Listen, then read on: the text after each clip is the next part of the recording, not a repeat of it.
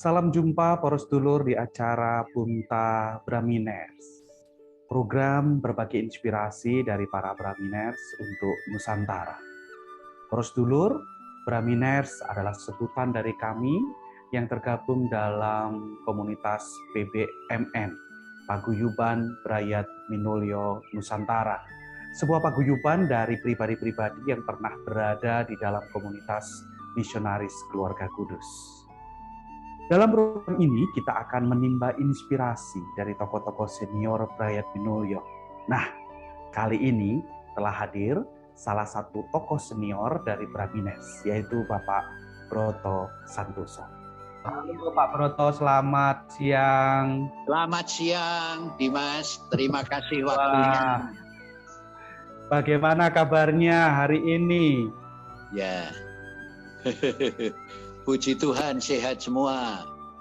Luar biasa.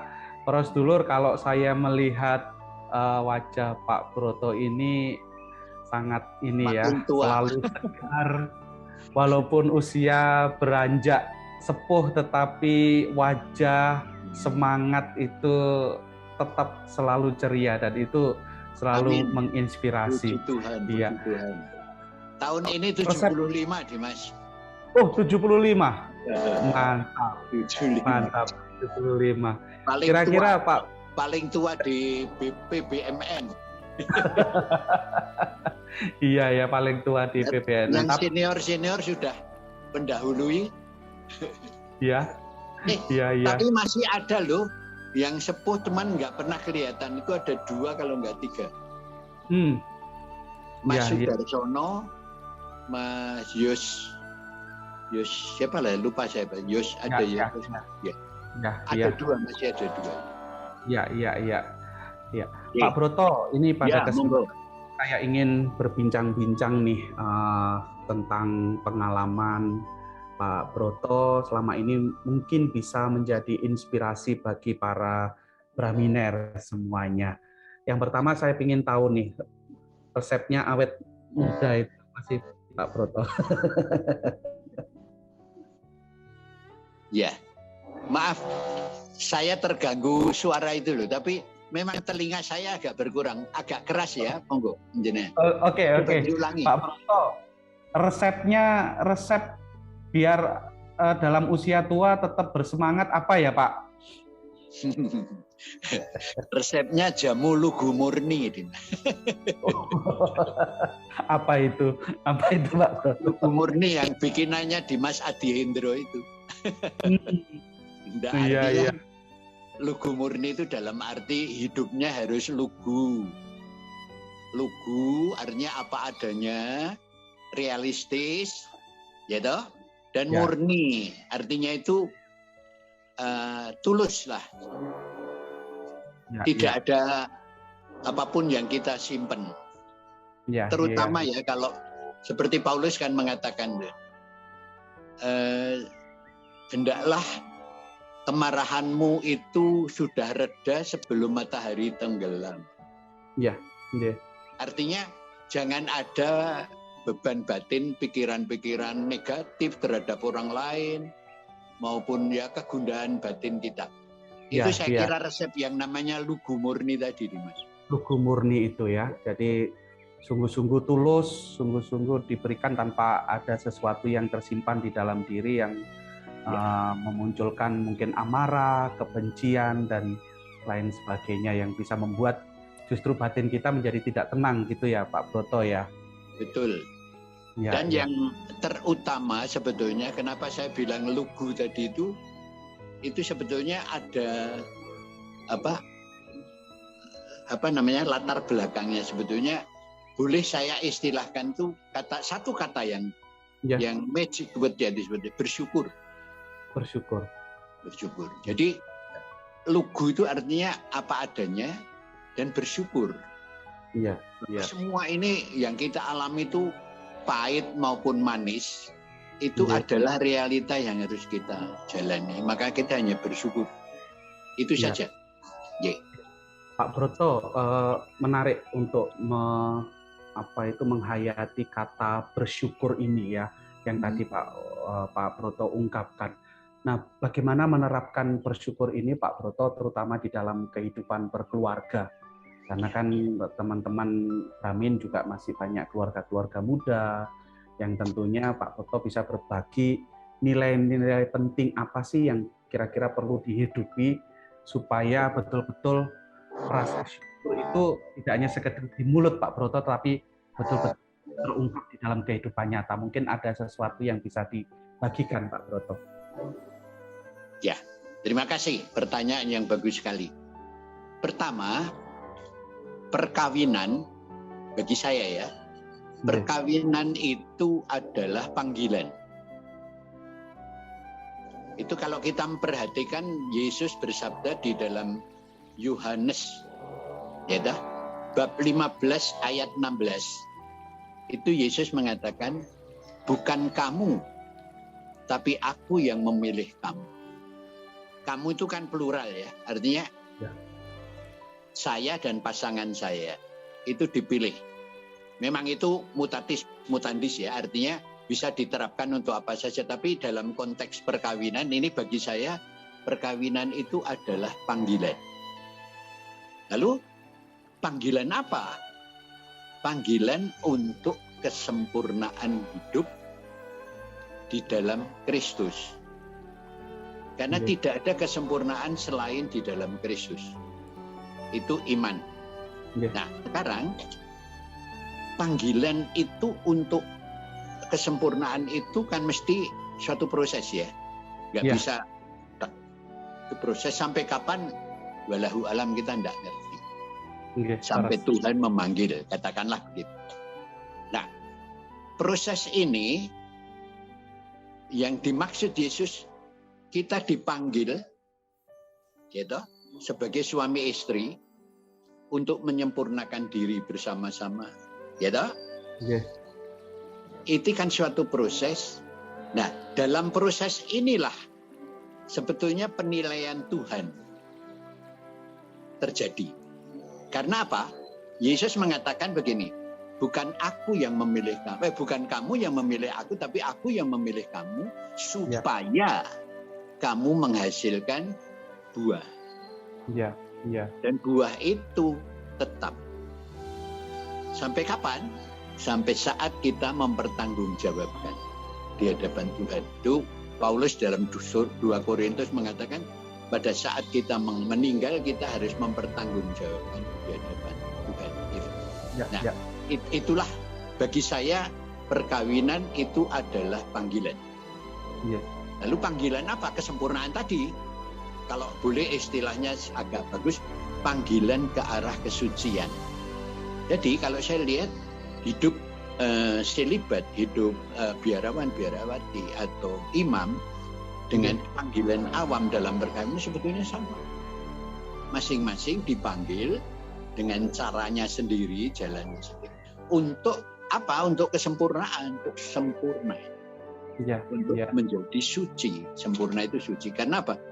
Allah itu sebetulnya kan menghendaki apa tuh dalam diri kita. Kalau kita berdoa, Bapa kami ya Dimas. Bapa kami yang ada di surga, dimuliakanlah namamu, datanglah kerajaan, jadilah kehendakmu. Kehendak Allah itu apa sebetulnya? Kehendak Allah itu supaya kita buka Imamat bab 20 ayat 1 atau bab 19.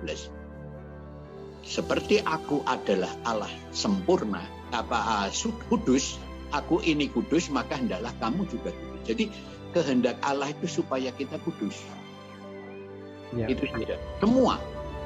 Barang siapa mengimani Allah itu, kita harus berusaha untuk kudus. Nah, itu yang dikatakan oleh Yesus dalam panggilan kita sebagai dalam perkawinan. Oleh karena itu, di sini memang berat, terus terang saya bilang bahwa dua pribadi, saya dengan istri ya. Pertama, kita background etnis saja udah beda. Saya Jawa Tulen, istri saya Chinese Tulen, dan dia totok, bukan hanya Chinese Jiaosen itu ya, bapak keturunan mamahnya sudah, nenek istri saya itu masih dari Cina. Jadi dia mempunyai kultur kebudayaan sendiri yang membentuk kepribadian dia. Nah, saya sebagai orang Jawa, lahir di Jawa, saya mempunyai corak hidup yang beda. Betul. Dua pribadi. Ini baru perbedaan etnik budaya ya, kultur. Ya. Terus perbedaan umur. Saya dengan dia beda 13 tahun, Edan ya.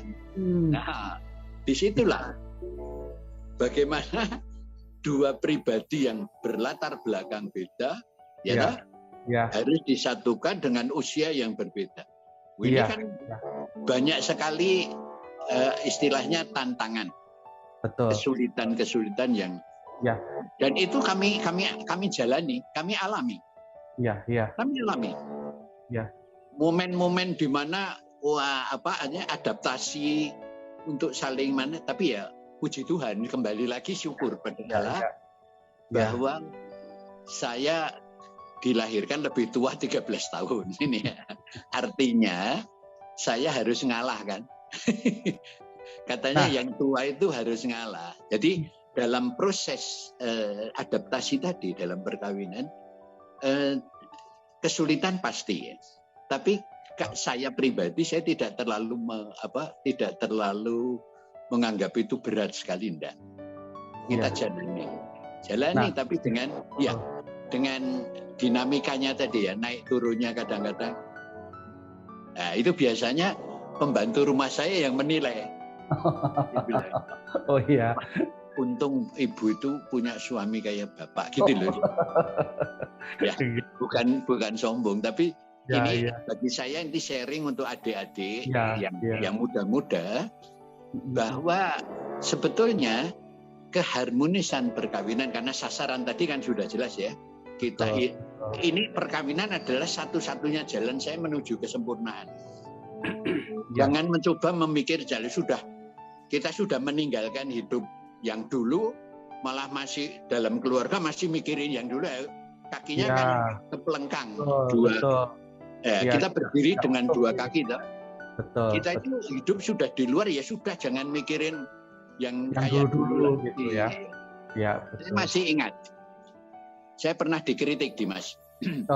Waktu saya kerja di Gunung Sewu, sebagai manajer Indo-Keramik, itu direktur saya itu orang Filipina. Dia tahu kan, saya dulu siapa, gitu. Saya dulu profesinya apa. Dia ngeritiknya apa? Pas empat mata tuh di kantornya dia, di ruangannya dia. Pak Broto, saya nilai you itu masih berpikir masa lalu. Jadi pola pikirmu, cara kerjamu itu diwarnai oleh, nah ini kritikan yang konstruktif betul. Sejak saat itu saya mikir, saya itu harus realistis. Saya ini bekerja di dunia bisnis, bukan karitatif. Nah itu ternyata itu mendewasakan saya. Iya. Menarik Pak Broto. Saya tadi sangat terkesan ketika Pak Broto menjelaskan bahwa perkawinan itu adalah sebuah panggilan. Panggilan itu juga menuju ke kekudusan atau juga ke kesempurnaan seperti yang kita inginkan. Nah, yang saya ingin mendapat pengalaman yang dari Pak Broto, wujud konkret dalam kehidupan real ini yang tadi Pak Broto mengatakan ya memang berat gitu ya. Memang berat, ada tantangan, bahkan tadi Pak Broto menguraikan ada sisi perbedaan antara suami istri dari Pak Broto dan istri, dari perbedaan budaya dan juga usia, dan mungkin ada perbedaan yang lain. Nah, yang saya inginkan kan bagaimana situasi yang konkret, yang real, yang tentunya berat itu pada akhirnya bisa memampukan seseorang untuk berpikir bahwa hidup ini panggilan, bahwa perkawinan itu panggilan, dan kita harus diajak untuk bersyukur. Nah, sampai ke sana itu apa yang harus dilakukan, Pak Broto? Saya hanya mempunyai satu resep, Dimas. Karena saya mempelajari ya. Dulu saya kan 9 tahun sering menerima konsultasi perkawinan. Saya pelajari. Sebetulnya ada benang merah, faktor utama yang membuat perkawinan itu labil, bahkan bisa retak, terus menjadi cerai, bubar, itu penyebabnya hanya satu, rendah hati. Kalau seandainya, maaf ya, yang ideal itu sebetulnya pasutri itu, pasangan suami itu masing-masing harus bersikap rendah hati. Iya. Yang ideal ya Pak ya? Itu yang ideal. Ya. Tetapi minimal ya, itu yang saya alami loh. Minimal saya dulu yang akan rendah hati. Contoh, ini konkret. Ya. Istri saya melakukan kesalahan. Saya menegur kan, ini wajar kan, wong namanya interaksi kan. Ya. Kamu salah, gini. Marah dia. Tersinggung. Mendiamkan. Itu biasa kalau marah dia diam. Berhari-hari. Saya kan tersiksa kan. Ya. Yang biasanya bisa komunikasi tapi tidak. Nah, saya hanya berdoa, Tuhan, saya selalu lari kan ke Yesus terus, selalu, karena dia yang manggil kok. Dan Yesus mengatakan kalau kamu mengalami kesulitan datang kepadaku. Kamu yang berbeban berat ke sini, jangan kemana-mana, ke sini. Ya. Saya datang ke Yesus di meja kecil saya dan salut. Yesus, Engkau telah memanggil aku untuk mencintai dia, untuk membangun keluarga. Tapi dia ini ngeyel, gitu saya bilang. Ngeyel bahasa Jawa itu kan. Ya. Ngotot. Kok sudah salah kok nggak ngakuin salah. Padahal saya betul. Ya. Terus Yesus apa? Menjawabnya Yesus tetap dalam hati kayak itu. Iya. Kamu kan belum belajar dari aku. Belajarlah. Aku yang lemah lembut dan rendah hati. Iya. Coba, sebagai manusia kan saya, Tuhan, yang salah dia kok saya yang harus lemah lembut rendah hati. Iya. Seringkali kan manusia kita, kamu salah harus mengakui saya yang benar. Betul sekali. Nah, disitulah Dimas, ujian bagi saya pribadi saya. Saya itu punya pribadi yang matang atau tidak. Ya. Yesus negur saya. Belajar. Coba yuk, rendah hati. Wong aku aja yang Allah mau rendah hati ke bawah. Iya. Sampai mati disalib. Kamu lagi didiemin istrimu udah bingung, ya kan? Iya. Akhirnya saya senyum-senyum kecut. Lalu saya harus bagaimana Tuhan? Dialog saya batin. Iya. Istrimu tuh paling suka apa? Dipijeti toh? Ya, pijetono gitu. Coba bayangin, gengsi pride saya sebagai laki-laki, sebagai suami, istri salah, mendiamkan, saya harus datang mijeti, coba bayangin. Ya. Aku bilang, Yesus, tolong deh, kalau dia misalnya nggak mau saya pijeti gimana? Ya, kamu tetap mijeti aja. Kan dia sukaannya dipijeti. Iya. Saya paksa-paksakan diri saya. Tidur, saya pegang kakinya dasar. Kakinya disemplak-semplak gitu. Marah dia. Iya. Kenapa saya nyemplak-nyemplak? Nah, saya bilang, Yesus, ini loh nyemplak-nyemplak kakinya. Gimana? Teruskan. Aku menyertaimu. Ya sudah, dalam namamu aku memijit. Lama-lama lemes kakinya.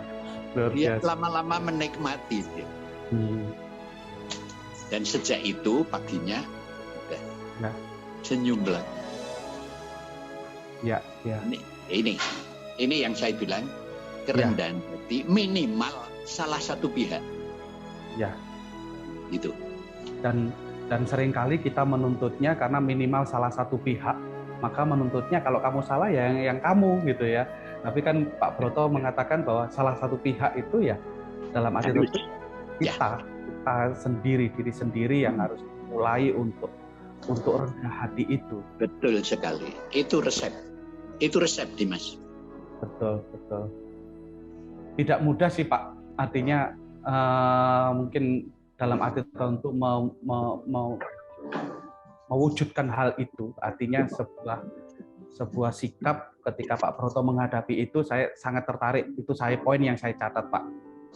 Datang ke Yesus. Itu kan sebuah iman yang kuat sekali itu ya. Ketika ada masalah, karena Tuhan yang memanggil, maka saya harus datang ke Yesus, menyertakan dia di dalam kehidupan dan membawanya di dalam doa. Tepat sekali, benar. Nah, itu sesuatu yang selama ini kalau saya lagi emosi, saya lagi marah, ya Yesus selalu menjadi terlupakan gitu ya. Kan itu. Dan yang kedua kan ketika ada sebuah sikap atau kesadaran bahwa ketika ada konflik, walaupun itu bukan kesalahan saya, itu kesalahan pasangan, tetapi saya yang memulai diri untuk kemudian berusaha untuk rendah hati. Nah itu Pak, caranya, artinya kok bisa memiliki sikap seperti itu, sejarahnya bagaimana sih? Saya ingin tahu. Artinya itu, kok bisa memiliki sikap seperti pertama saya lihat gini ya, ini yang saya alami. Saya itu paling senang membaca Injilnya Yohanes sejak dulu. Sejak di Banteng dulu pendidikan, bahkan sejak di seminari dulu saya senang membaca Yohanes. Dan pengagum Santo Yohanes, penulis Injil. Karena tulisannya itu sangat-sangat mengasihi. Nah, saya, tadi yang ditanya itu kok bisa begitu, saya ini menangkap ya, yang tadi kan dikatakan Yesus bukan kamu yang milih aku. Ya. Dan Yesus mengatakan, aku pokok anggur, kamu ranting-rantingnya. Ya. Kalau kamu tidak melekat padaku, kamu nggak akan menghasilkan buah apapun. Jadi whatever will be, kita tetap harus depend on Him.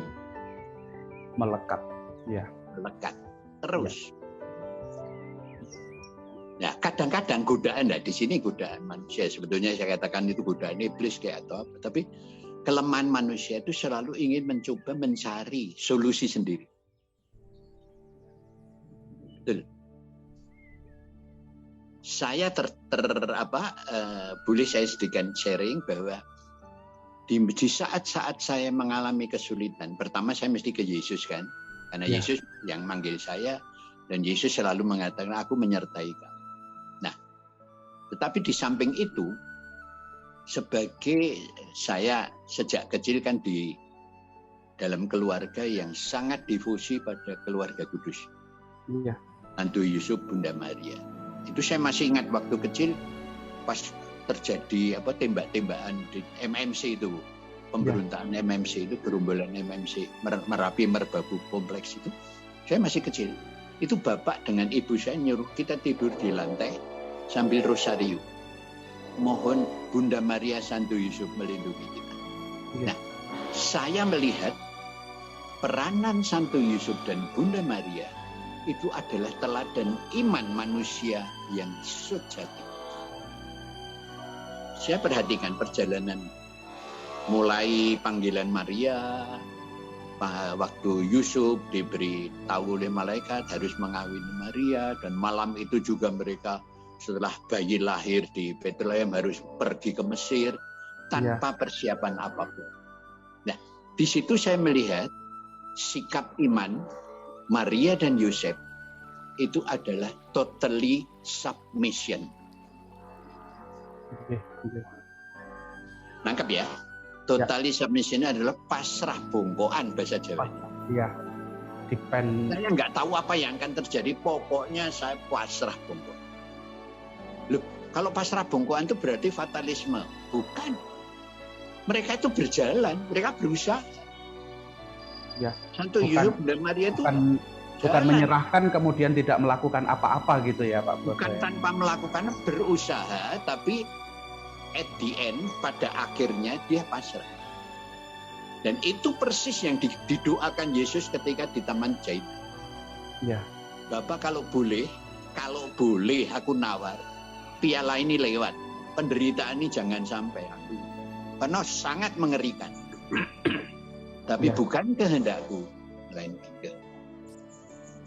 Nah, ini totally submission. Ya. Ini yang saya selalu usahakan, Dimas, belum sampai. saya terus berusaha meskipun jatuh bangun. Dalam situasi apapun yang saya alami dalam hidup pribadi maupun keluarga, terutama ketika anak saya yang kedua laki-laki meninggal dalam usia 37 hari ini, istri saya shock. Sampai dia bilang, Tuhan itu kok mempermainkan kita. Kita minta selama 1 tahun novena, tiap pagi jam 3 pagi itu saya berdoa Bunda Rosario, mohon diberi momongan lagi. Yang pertama kan sudah perempuan, yang kedua laki. Karena istri saya minta yang laki. Dan Tuhan memberi laki yang cakep. Nggak seperti bapaknya pating peletot. Tapi malah seperti kakeknya. Jadi ayahnya istri saya itu enggak. Kayak wajahnya itu kayak apa itu? Bekas Gubernur Ali Sadikin, cakep. Dan anak saya yang kedua itu cakep. Semua orang melihat jenazahnya luar biasa. Tapi istri saya bilang, Tuhan itu manusia. Kita minta Tuhan beri anak kedua. Sekarang diambil. Saya bilang, doamu dikabulkan enggak? Saya bilang, dikabulkan. Tapi kayaknya Tuhan ngabulkan terus ditarik lagi. Itu kan urusan Tuhan. Kita debatan waktu itu. Dan selama 2 tahun tuh istri saya bilang, itu baby box jangan ditingkirkan, biar di samping. Jadi kalau malam anak saya nangis, coba bayangin. Itu kan trauma ya. Betul. Nah, saya bilang, cobalah totally submission. Jadilah padaku menurut kehendakmu. Fiat mihi secundum verbundum. Itu Bunda Maria. Dan itu harus, maaf ya, itulah kekuatan kita dalam kehidupan keluarga. Kira-kira itu, Dimas?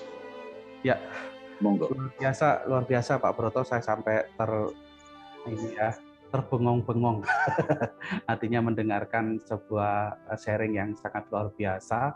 Dari setiap persoalan, tantangan, itu ada satu sikap yang perlu dijalankan setiap kita itu ya, bahwa pada akhirnya ya selalu melekat pada sang pemberi tugas, gitu. Melekat pada sang utama. Ranting ini harus melekat kepada pohonnya itu supaya tidak bisa terlepas.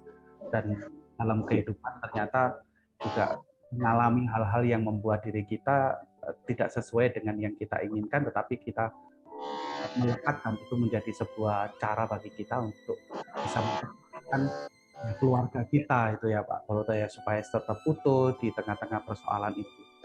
Nah, saya selalu berpikir seperti ini Pak Broto. Kadang-kadang kan kita mengatakan bahwa rencana Tuhan itu kan selalu indah. Gitu. Kemudian rencana Tuhan itu selalu baik adanya. Tapi pada kenyataannya kan lalu ada hal-hal tertentu yang tidak sesuai dengan kata-kata yang indah itu, gitu loh. Bahwa ternyata ada rencana-rencana yang tidak indah, termasuk juga misalkan tadi atau sempat men-sharingkan kemudian pada akhirnya dipanggil dan itu membuat sesuatu yang bagi kita kalau menghayati bahwa rencana Tuhan itu indah, ya indahnya di mana? Ada sesuatu yang kita inginkan kan tidak terpenuhi. Nah, bagaimana Pak Broto menerjemahkan tentang bahwa rencana Tuhan itu indah, yang kita terapkan itu dalam hidup berkeluarga? Ya, terima kasih. Dimas, ini masalahnya kan istilah kalau ya. Orang bilang indah rencanamu itu kalau sudah melihat yang indah gitu kan. Tapi di mana saat kepahitan nggak bisa dia nyanyi indah rencanamu tuh. Betul. Kalau saya lebih cenderung memakai istilah misteri kehendak ilahi. Misteri itu masih serba tanda tanya tuh. Big question kan. Tetapi di balik misteri yang katakanlah kepahitan hidup saya yang paling pahit pun, saya percaya ini di sinilah. saya percaya bahwa Kristus tidak meninggalkan saya. Saya ingat waktu membaca Injil Markus itu kan para murid naik perahu, ya, kena badai kan, perahunya gini, mungkin malah bocor atau gimana, wah panik kan mereka, wah. Ya. Tapi Yesus tidur, tidurnya tuh di buritan. Markus tuh pinter, dia nulis, ada maksudnya dia nulis. Kenapa Yesus tidurnya nggak di bawah, tapi malah di buritan, ujung sana. Ya. Buritan itu adalah kemudi perahu. Jadi Markus mau mengatakan, murid itu seperti apapun gedabikan ora karu-karuan. Mereka panik menghadapi antara hidup dan mati kan? Iya, iya. Padahal Yesus tidur di sana. Maka mereka membangunkan Yesus, lalu baru ingat bahwa Yesus, Guru, kenapa engkau tidur? Ini kami lagi dalam bahaya. Yesus berdiri, kenapa kamu bimbang? Kenapa kalian tidak percaya? Dengan satu penunjukan tangan, berhenti. Dan ini, Dimas, ini sebetulnya iman gereja kita. Ini iman gereja, bahwa perjalanan hidup kita, peziaran ini tidak gampang. Seperti yang dikatakan dalam Mazmur 90 kan mengatakan, umur kita itu 70, kalau kuat 80 ya kan dikatakan. Dan sebagian besar, 75% dari itu, dari usia itu adalah penderitaan. Setuju nggak? Saya setuju sekali. Ya. Setuju banget. Karena memang konsekuensi manusia yang jatuh dalam dosa, Adam dan Hawa, itu adalah penderitaan. Tetapi how to manage, bagaimana kita mengelola penderitaan. Kalau kita mengelolanya dengan kepercayaan pada diri, akhirnya frustrasi. Tapi kalau kita mempercayakan pada Yesus yang tidur di buritan, dia yang ngatur perjalanan hidup kita, perahu hidup kita itu dia. Maka Yesus selalu mengatakan, datanglah kepadaku, kamu yang yang letih lesu dan lemah, berbeban berat. Jangan kemana-mana, ke sini. Ya. Tapi kita kadang-kadang malah nggak karu-karuan karena saking pinternya kan. Kita cari di internet itu, wah, Google ilmu. Wong Yesus tidur di belakang kita, kok kita malah nyari kemana-mana. Oh, berarti Pak Broto nggak percaya internet? Ya percaya, wong namanya itu pengetahuan, ilmu pengetahuan untuk menambah. Tapi the decision is on him, not on him. Ya. Dan itu sulit loh. Ini jangan dikira gampang. Ya. Sulit banget. Ya. Karena apa?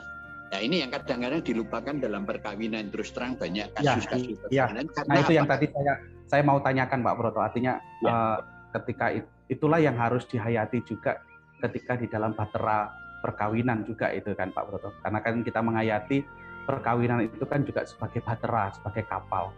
Maka kan penghayatannya juga harus seperti itu ya Pak Broto ya. Betul sekali. Makanya simbolnya kan selamat menempuh hidup baru mengarungi samudra ya, betul.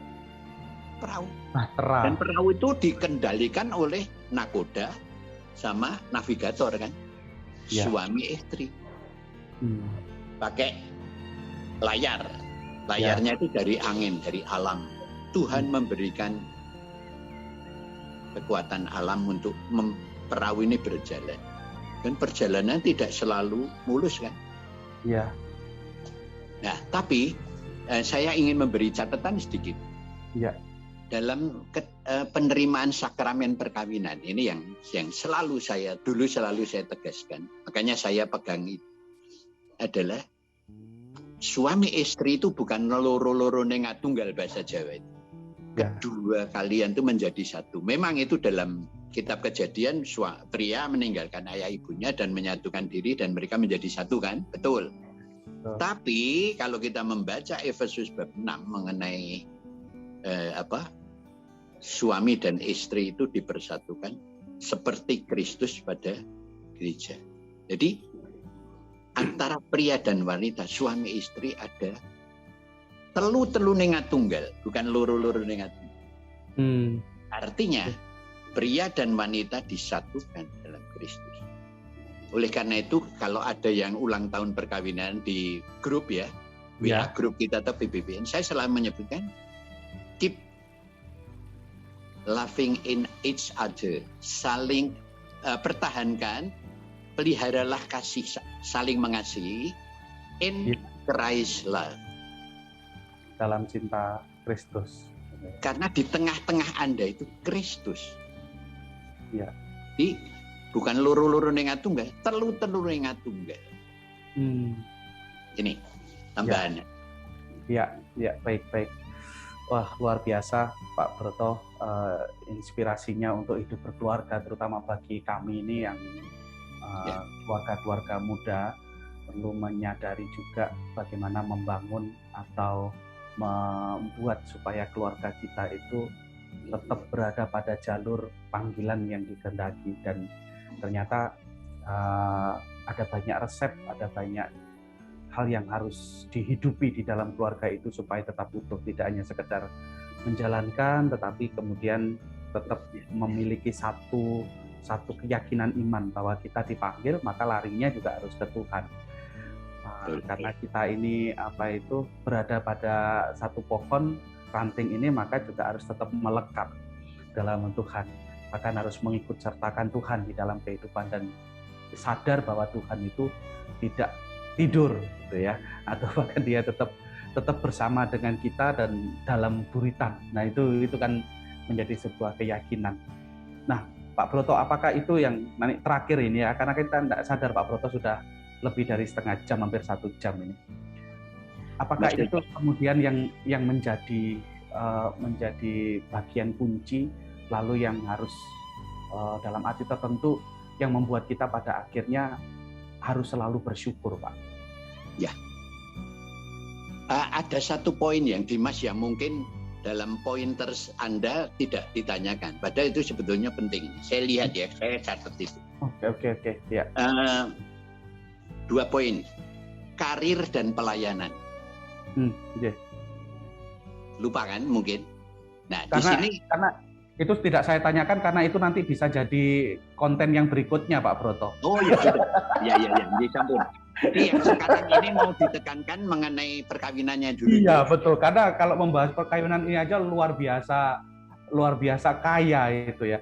Jadi saya berpikiran, waduh, ini untuk ada hal yang lain yang nanti kita perlu bahas. Monggo.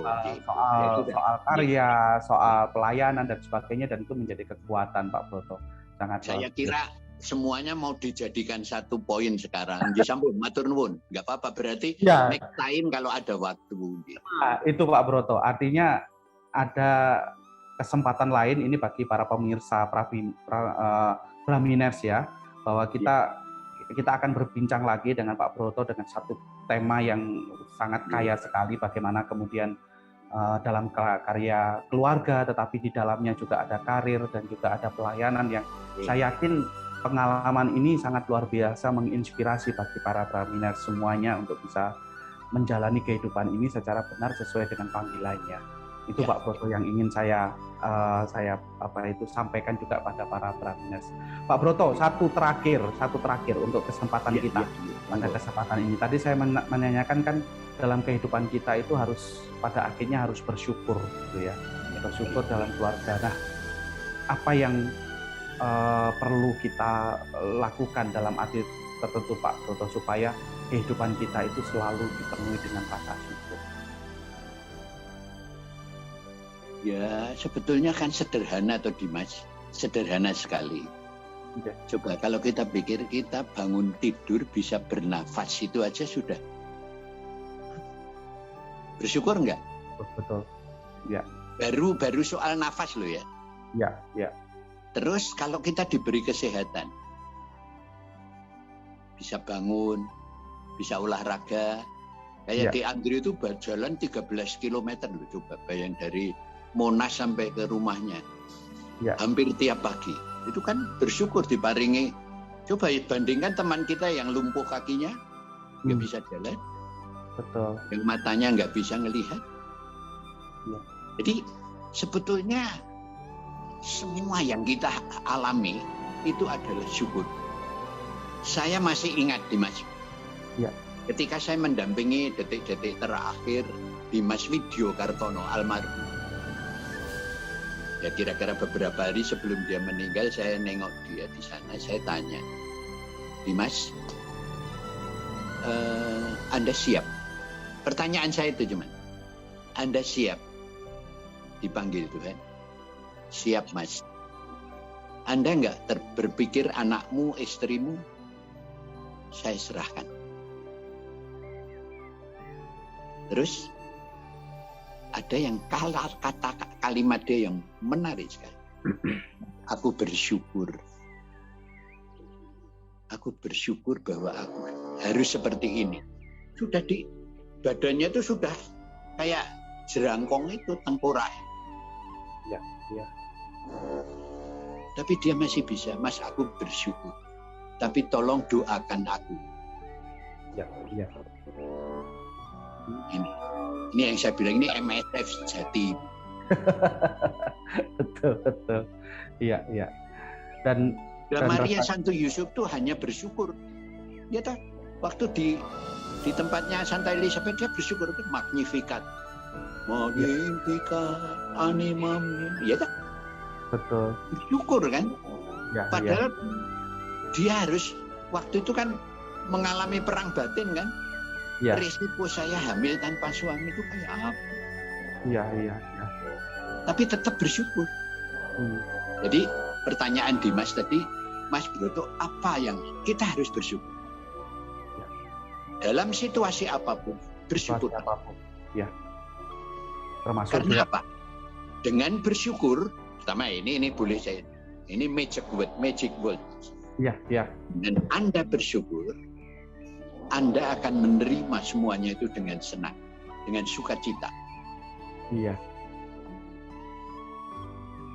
Sakit pun, saya bersukacita. Saya ngalami sendiri. Kapan itu saya sakit di rumah sakit. Dokter bilang, wah ini sampai sekarang, padahal sudah 3 hari. Belum ketemu penyakitnya. Itu kan pneumonia itu. Ya, ya, ya. Itu kan harus dari dahak diperiksa. Ya. Nggak bisa keluar dahak. Dipancing-pancing nggak keluar, sampai dokternya geleng-geleng. Begitu Pak. Ya wis dok, aku bersyukur kalau dengan ini Tuhan memanggil saya. Gus, dokternya bilang, Gus, Bapak itu ngomong sembarangan. Nah itu kan Bapak punya istri, punya anak, tak pasrah lagi Gusti kok. Iya, iya. Saya percaya Tuhan divina providensia, Tuhan menyelenggarakan. Jadi saya hanya bersyukur dan bersyukur. Ya. Itu aja Dimas. Ya. Dan itulah yang pada akhirnya bisa berimbas pada keharmonisan keluarga juga ya Pak Broto. Karena kan hidup yang bersyukur, yang kita mensyukuri segala sesuatu, artinya juga mensyukuri keluarga, mensyukuri suami, mensyukuri istri, mensyukuri anak. Sehingga ketika kita melihat ada tantangan atau kesulitan apapun ya, selalu kita fokus di dalam rasa bersyukur itu. Karena kan sumbernya adalah selalu dari Tuhan, yang harus kita selalu syukuri, dan kemelekatan pada Tuhan itulah yang membuat diri kita juga selalu percaya bahwa Tuhan selalu punya rencana, ada misteri yang di situ yang selalu dilihat, dan kita tahu bahwa kita tetap melakukan segala sesuatu itu bersama dengan Tuhan. Maka kan tadi Pak Foto mengatakan kita tidak 2 tetapi 3 gitu ya. Yang satunya adalah dengan Kristus bersama yang hidup di dalam keluarga. Gitu. Ya, Pak Broto, mungkin sebagai penutup dari perbincangan kita, ada kata-kata tertentu sebagai statement terakhir Pak Broto untuk kami para keluarga-keluarga muda atau keluarga-keluarga Kristiani. Mungkin ada nasihat atau kata-kata tertentu sebagai statement akhir dari pertemuan kita di siang hari ini Pak Broto. Jadi kembali lagi saya menggarisbawahi Dimas. Penutup tadi kan syukur. Saya hanya pesan pada adik-adik, pada siapa saja yang mendengarkan ini. Syukurilah apa yang Anda miliki. Anda terima, Anda miliki semua, syukurilah. Pasangan kita yang kadang-kadang menjengkelkan, anak-anak kita yang kadang-kadang membingungkan, membuat emosi, situasi ekonomi kita yang kadang-kadang sangat memprihatinkan, syukurilah. Kalau Anda bisa bersyukur, percayalah, Tuhan akan mengulurkan. Amin. Amin. Itu aja. Terima kasih Pak Broto untuk inspirasi yang sangat luar biasa di Punta Braminers pada kesempatan hari ini. Sangat luar biasa. Saya sangat bersyukur dalam perbincangan ini banyak hal-hal yang bisa menguatkan saya dalam hidup berkeluarga.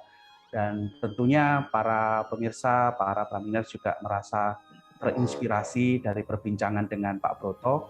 Dan karena waktu kita cukup sampai di sini Pak Broto untuk perbincangan, tetapi bukan cukup di sini kemudian berakhir.